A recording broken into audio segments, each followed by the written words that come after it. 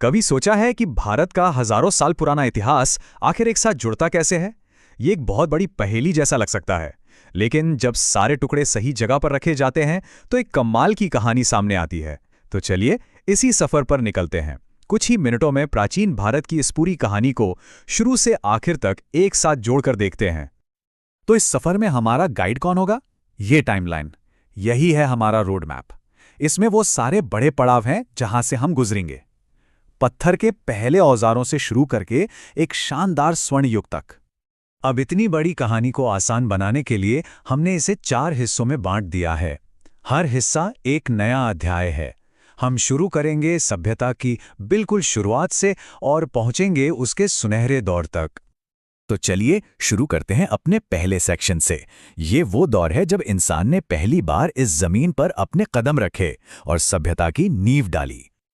देखिए, stone age यानी पाषाण युग, इसके 3 स्टेजेस थे। सबसे पहले पुरा पाषाण युग, जब इंसान सिर्फ शिकारी थे, गुफाओं में रहते थे और हाँ, उन्होंने आग की खोज की। फिर आया मध्य पाषाण युग, जिसमें औजार थोड़े छोटे और बेहतर हुए और लोगों ने खेती की तरफ पहला कदम बढ़ाया। और आखिर में नव पाषाण युग ने तो सब कुछ बदल दिया। अब सिस्टमैटिक खेतीबाड़ी शुरू हो गई, लोग जानवर पालने लगे और मिट्टी के बर्तन भी बनाने लगे। पत्थर के दौर से अब हम एक लंबी छलांग लगाते हैं सीधे भारत की पहली महान शहरी सभ्यता सिंधु घाटी सभ्यता पर। हड़प्पा और मोहनजोदारो जैसे शहर, सोचिए ये अपने वक्त से कितना आगे थे। एकदम प्लान्ड, ग्रिड पैटर्न वाली सड़कें, कमाल का ड्रेनेज सिस्टम, यहां तक कि इनका ट्रेड भी चलता था। और सबसे दिलचस्प बात, इनकी एक स्क्रिप्ट थी, एक लिखावट जिसे हम आज तक डिकोड नहीं कर पाए हैं। एक जबरदस्त मिस्ट्री है ये। लेकिन फिर अचानक सब कुछ खत्म हो गया। एक इतनी एडवांस सभ्यता आखिर गायब कैसे हो सकती है? इसके पीछे कई थ्योरीज हैं। कुछ कहते हैं नदियों ने अपना रास्ता बदल लिया, कुछ कहते हैं भयानक बाढ़ या सूखा पड़ा होगा, और एक थियोरी ये भी है कि शायद बाहर से कोई हमला हुआ हो। सच क्या है, ये इतिहास के सबसे बड़े रहस्यों में से एक है। तो जब एक चैप्टर खत्म होता है, दूसरा शुरू हो जाता है। अब हम एक ऐसे दौर में एंटर कर रहे हैं जहां बड़े बड़े थिंकर्स सामने आए और पहले शक्तिशाली राज्यों ने जन्म लेना शुरू किया। अब आता है वैदिक युग, जिसके 2 अलग अलग फेज हैं। पहला, प्रारंभिक वैदिक काल। ये एक काफी सिंपल पैस्टोरल सोसाइटी थी, मतलब उस वक्त सबसे बड़ी दौलत गायें मानी जाती थीं। फिर आया उत्तर वैदिक काल, और यहां लोहे यानी आयरन की डिस्कवरी ने पूरा गेम बदल दिया। अब खेतीबाड़ी बढ़ गई, बड़े बड़े राज्य बनने लगे और सोसाइटी का स्ट्रक्चर भी काफी कॉम्प्लेक्स हो गया। वैदिक युग के बाद पूरा पॉलिटिकल लैंडस्केप बदल गया।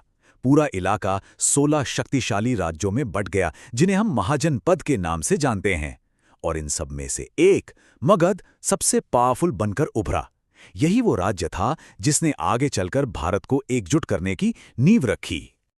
अब जिस वक्त ये सब पॉलिटिकल उथल-पुथल चल रही थी, उसी दौरान एक बहुत बड़ी आध्यात्मिक क्रांति भी हो रही थी। गौतम बुद्ध, जिनका जन्म लुम्बिनी में हुआ, उन्हें बोध गया में ज्ञान मिला और उन्होंने अपना पहला उपदेश सारनाथ में दिया। और यहीं से उन्होंने दुनिया को दिए 4 आर्य सत्य, जिन्होंने बौद्ध धर्म की नींव रखी। और लगभग उसी दौर में एक और महान गुरु सामने आए, महावीर। वो जैन धर्म के 24वें तीर्थंकर थे। उन्होंने अहिंसा यानी नॉन वायलेंस, सत्य यानी सच, और अपरिग्रह यानी किसी भी चीज से मोह न रखने जैसे मूल सिद्धांतों का प्रचार किया। ये वो आइडियाज हैं जो आज भी लाखों लोगों को प्रेरणा देते हैं। और अब हम आते हैं कहानी के एक बहुत बड़े टर्निंग पॉइंट पर। वो वक्त जब भारत पहली बार एक विशाल साम्राज्य के नीचे एक हुआ और इसे शेप दिया इतिहास के कुछ सबसे बड़े नामों ने। लेकिन इस महान साम्राज्य के बनने से ठीक पहले कुछ बड़े विदेशी आक्रमण भी हुए। फारस के राजा डेरियस और सिकंदर महान जैसे लोग यहां आए। उनके आने से भारत का सामना पश्चिमी दुनिया से हुआ और इसकी वजह से सिक्कों का इस्तेमाल और नए आर्ट स्टाइल्स यहां इंट्रोड्यूस हुए। इसी पॉलिटिकल माहौल में एक ब्रिलियंट स्ट्रैटेजिस्ट का उदय हुआ, चाणक्य। उनकी किताब अर्थशास्त्र आने वाले वक्त के लिए गवर्नेंस का एक ब्लूप्रिंट बन गई और इसी नींव पर उनके शिष्य चंद्रगुप्त मौर्य ने मौर्य साम्राज्य की स्थापना की। और अब देखिए कैसे एक अकेली घटना पूरे इतिहास का रुख मोड़ सकती है। चंद्रगुप्त के पोते सम्राट अशोक कलिंग के भयानक युद्ध को देख के इतना हिल गए कि उनके अंदर एक जबरदस्त बदलाव आया। उन्होंने हिंसा को हमेशा के लिए छोड़ दिया और अपनी जिंदगी शांति और धम्म यानी सही जीने के तरीके को फैलाने में लगा दी। उनके इस फैसले ने उनके विशाल साम्राज्य का कैरेक्टर ही बदल दिया। तो सवाल उठता है कि मौर्यों ने इतने बड़े साम्राज्य को संभाला कैसे? जवाब है उनका कमाल का ऑर्गेनाइज्ड एडमिनिस्ट्रेटिव सिस्टम। एक सेंट्रल राजा था जिसे सलाह देने के लिए मंत्रिमंडल थी, अलग अलग प्रांतों के लिए गवर्नर्स थे और पूरे साम्राज्य में अपनी पॉलिसीज को पहुंचाने के लिए स्तंभ और शिलालेख। ये सिस्टम इतना इफेक्टिव था कि आगे आने वाले कई साम्राज्यों ने इसे फॉलो किया। हमारा सफर अब अपने आखिरी चैप्टर में पहुंच गया है। एक ऐसा दौर जिसे प्राचीन भारतीय संस्कृति का चरम माना जाता है, और इस दौर के आखिरी महान सम्राट का जिक्र भी यहीं होगा।